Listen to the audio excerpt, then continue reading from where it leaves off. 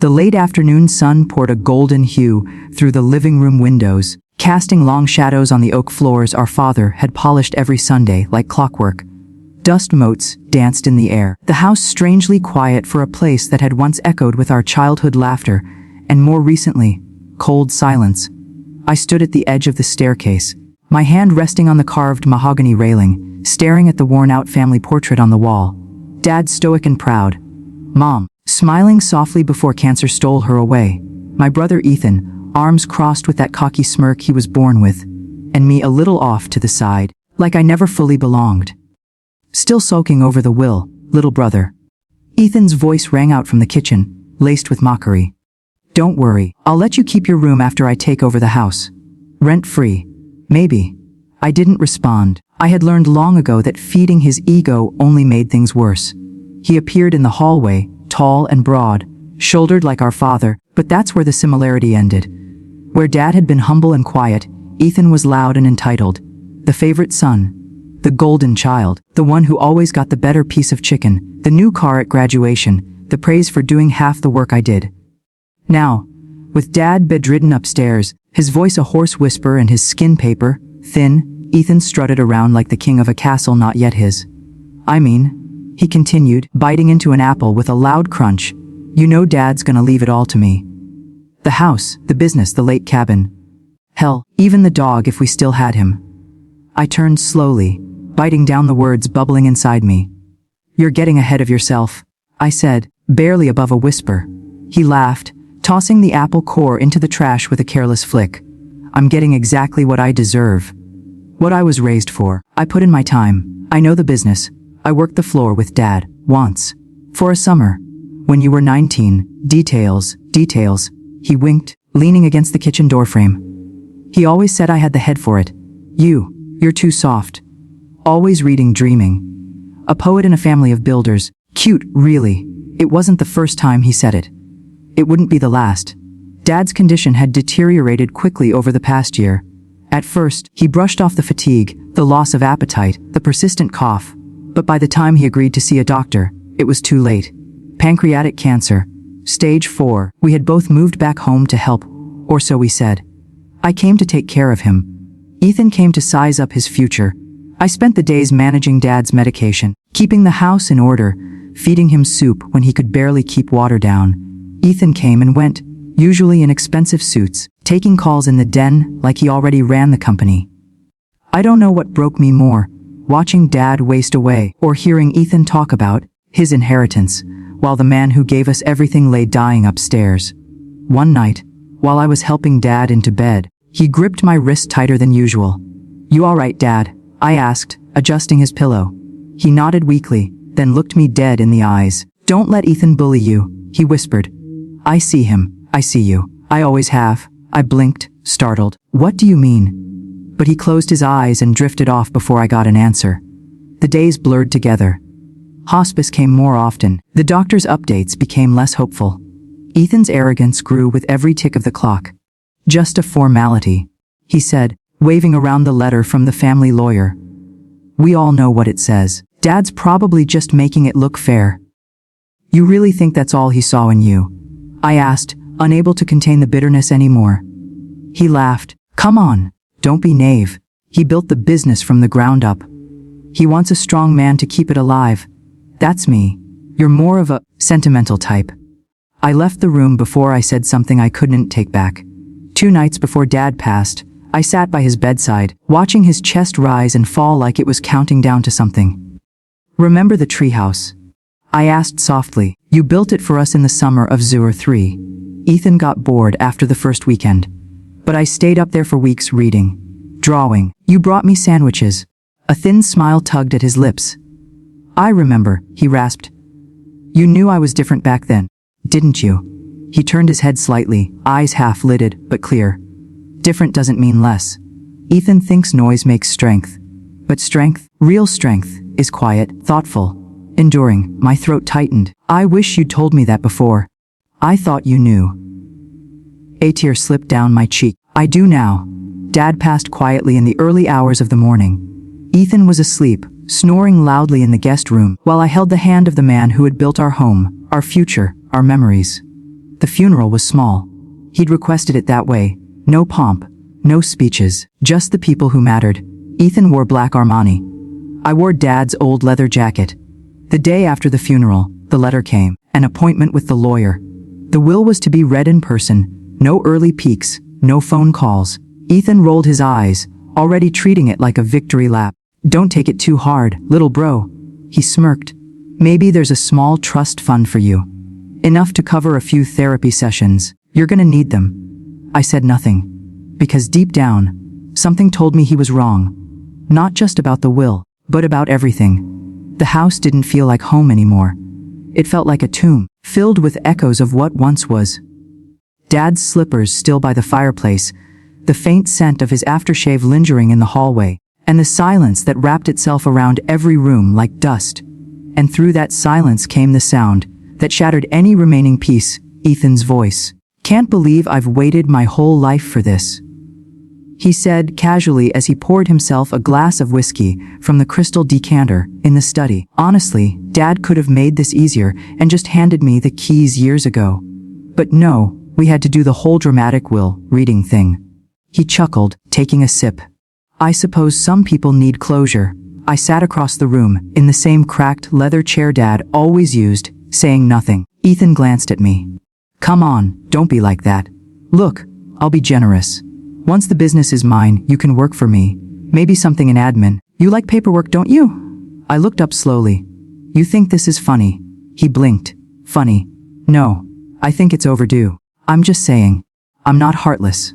You've done whatever it is you've done all these years. You've always been good at being in the background." I clenched my fists. I wanted to scream at him, tell him about the nights I stayed up late helping Dad balance the books when Ethan never showed up. About the weekends I spent in the warehouse when Ethan was partying. About the years I stood beside our father while he slowly let go of the empire he had built, brick by brick, entrusting the details to me. Not Ethan. But I didn't. Because the will would speak for itself. I hoped. The day of the reading arrived, draped in gray clouds and cold wind, like the sky itself was holding its breath. We met at the lawyer's office, a modest building tucked between two banks in the old part of town. It smelled like paper, ink, and the weight of 100 family secrets. Ethan swaggered in like he owned the place, adjusting his designer cufflinks as he greeted the receptionist with a wink. "Ethan Langford, here to collect." I trailed behind, heart pounding, not from anticipation, but from dread. What if Ethan was right? What if Dad had changed his mind at the last second? What if my silence, my loyalty, my quiet presence had meant nothing? The lawyer, Mr. Grayson, greeted us solemnly. He was a thin man with thinning hair, wire-rimmed glasses, and the kind of voice that sounded like he never rushed, not even in emergencies. "I want to begin by expressing my condolences," he said, ushering us into the conference room. Ethan flopped into the leather chair with a dramatic sigh. "Appreciated. Let's get this over with, shall we?" I sat beside him, still silent. Grayson pulled out a sealed envelope, yellowed slightly at the edges. He slid a pair of reading glasses onto his nose, broke the seal, and unfolded the paper. "I will now read the last will and testament of Robert Langford," he began. Ethan leaned back, hands behind his head, a smug grin spreading across his face. "To my eldest son, Ethan Charles Langford." Ethan grinned wider. "I leave the sum of $1 and a letter." The room froze. Ethan sat up, his smirk collapsing. "What?" Grayson didn't flinch. "As per Mr. Langford's wishes. The letter is sealed and addressed to you. I was instructed to hand it over after the reading."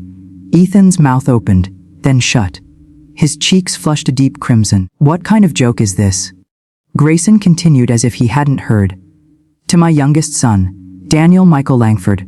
My heart stopped. "I leave full ownership of the family home at 382 Lakeside Drive, the entirety of Langford and Sons Construction Company, the cabin on Maple Lake, and all remaining liquid and investment assets in my possession, totaling approximately $4.7 million. The silence was deafening.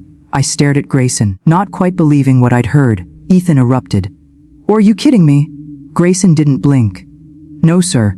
Mr. Langford was quite clear. There are audio recordings and multiple witnesses to the drafting and signing of this will. He left me $1. Ethan shouted, rising from his chair. "And him, he gets every wide eyeing you." I couldn't move, couldn't speak. The room felt unreal, like a dream stitched together by grief and long, buried hope. Ethan turned on me, eyes blazing. "What did you do?" "You manipulated him. You got in his head when he was dying." "Sit down, Mr. Langford," Grayson said sharply. "Or I'll have to ask you to leave." Ethan shook with fury. "You think this is over? You think you've won?" He pointed at me, spitting the words like venom. "You're nothing. You've always been nothing. I built that business with Dad." "You showed up for one summer," I said quietly, then disappeared. "You son of a..." "Enough."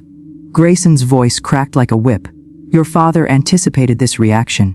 That's why there are legal safeguards in place.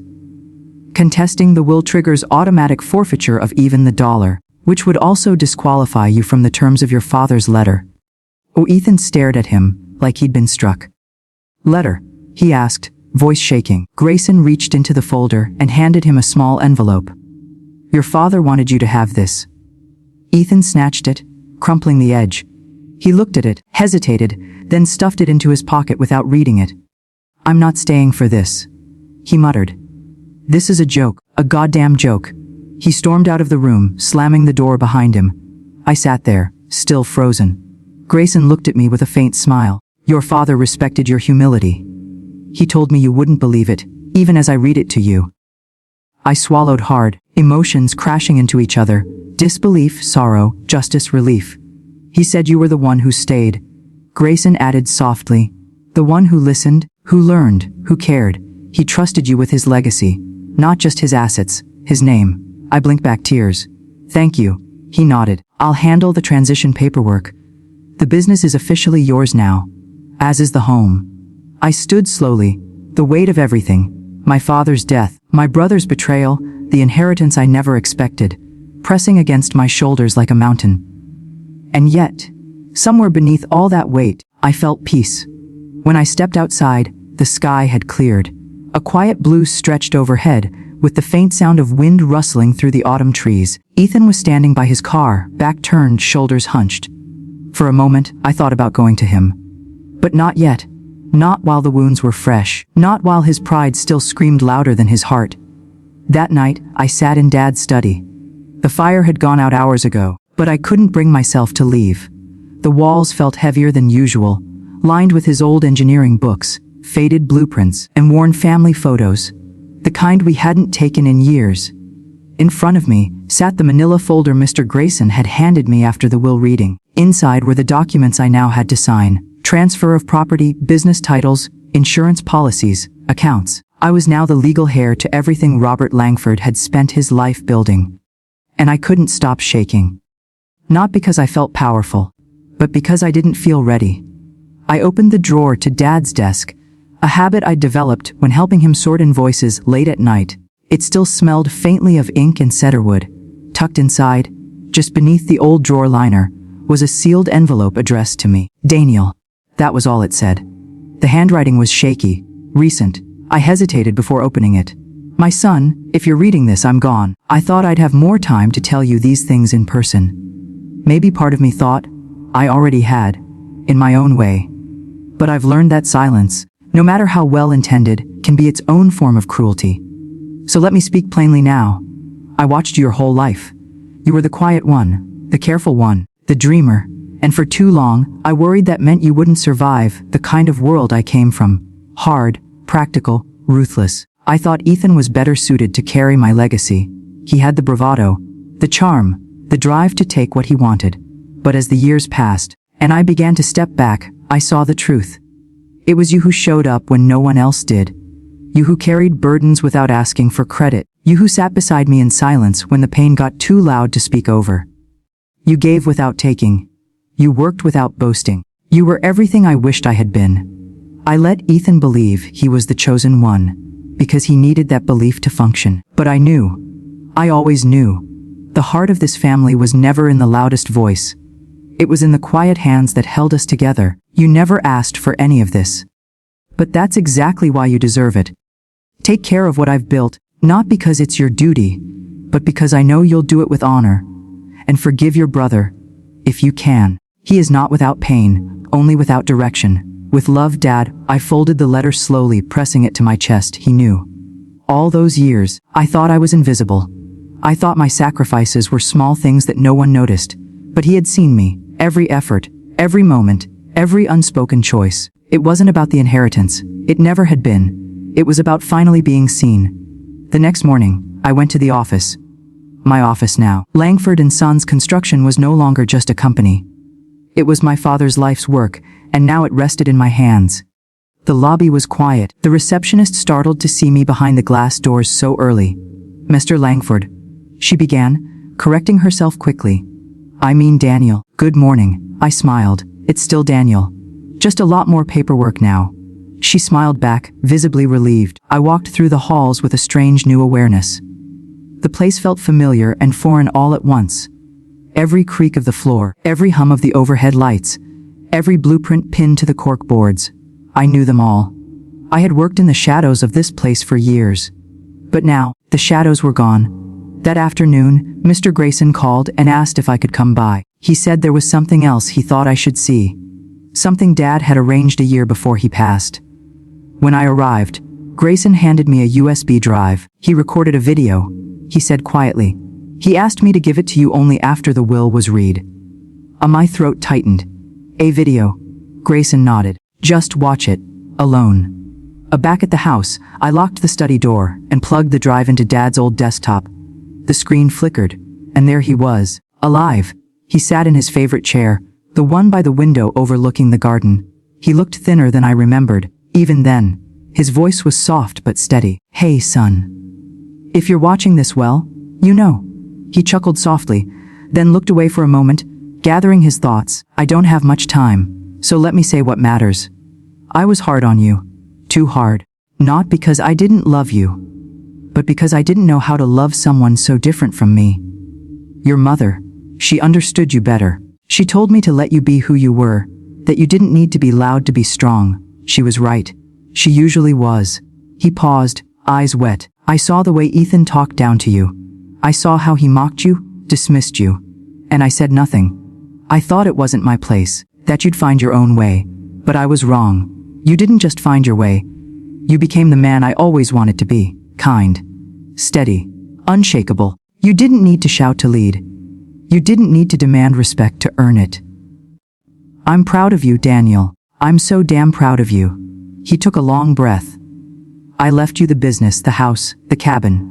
Not because Ethan didn't want them, but because you earned them. Every late night, every sacrifice.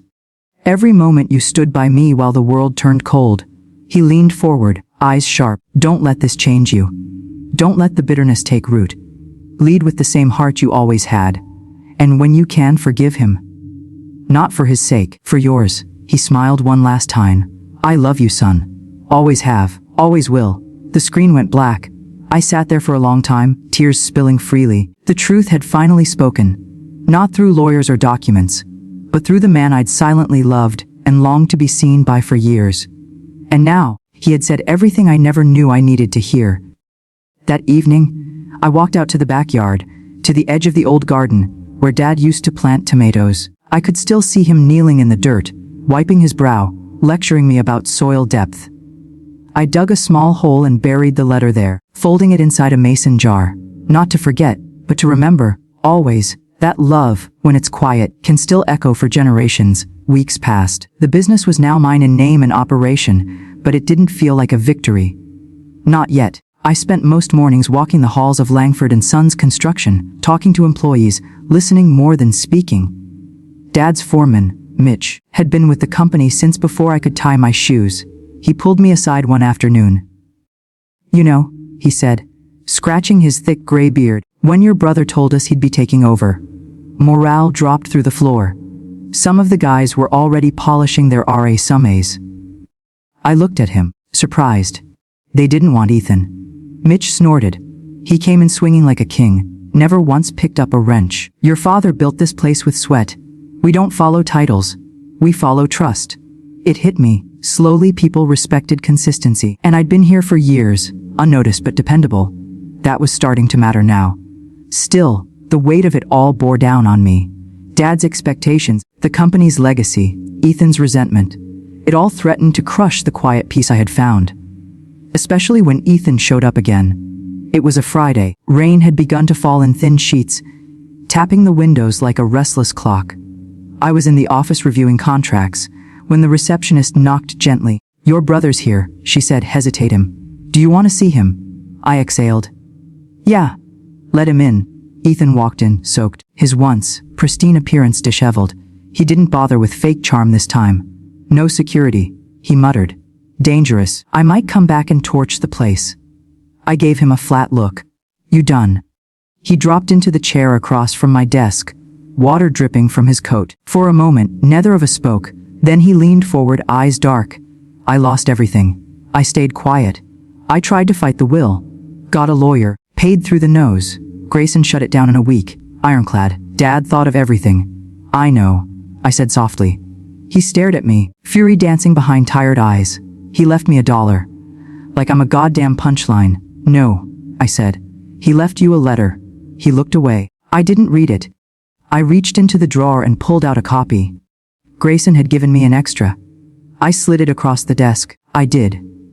Ethan picked it up slowly. His fingers trembled. He didn't open it yet.